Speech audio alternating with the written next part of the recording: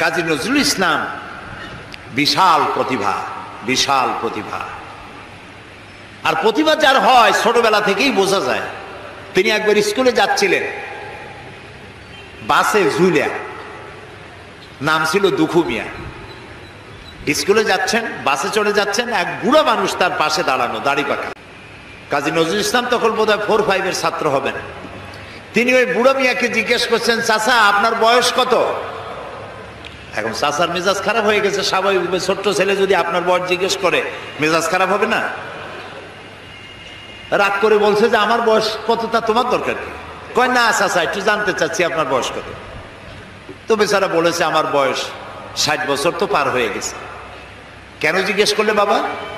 কাজী নজরুল ইসলাম বললেন যে জিজ্ঞেস করলাম এই কারণে, 60 বছর বয়স হয়েছে, এখনো আপনি নিজ পায়ে দাঁড়াতে শেখেন নাই। লোকটি তাকায় দেখলো তার নিজের পা একখানা নজরুলের পায়ের উপরে।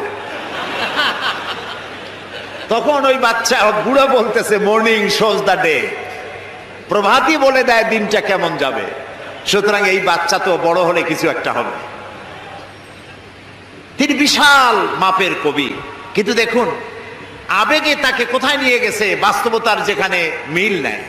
তিনি গান রচনা করেছেন তার প্রিয়তমার নামে, মোর প্রিয়া হবে এসো রানী, দেব খোপায় তারার ফুল। যাকে উদ্দেশ্য করে তিনি এই গানটা লিখেছেন, সেই প্রিয়তমাকে যদি সত্যি তিনি পেতেন, তাহলে আকাশের তারা খসায় এনে খোপায় পরাতে পারতেন কি? পারতেন। তিনি বলেছেন, ওই গানের মধ্যেই বলেছেন যে তোমাকে যদি পাই তাহলে রংধনুর রং আর জ্যোৎস্নার রং দুটোতে মিলিয়ে আলতা বানিয়ে তোমার পায়ে পরিয়ে দিতাম। আছে না গানে? সত্যি যদি ওই প্রিয়তমাকে তিনি লাভ করতে পারতেন, তাহলে রংধনুর রং আর জ্যোৎস্না মিলিয়ে আলতা বানাইতে পারতেন। এই কথাগুলি হচ্ছে কবিরা কবিতা লিখতে গিয়ে আবেগ প্রবণ হন, আবেগের উচ্ছ্বাসে যা লেখেন বাস্তবতার সাথে তার কোনো মিল থাকে না।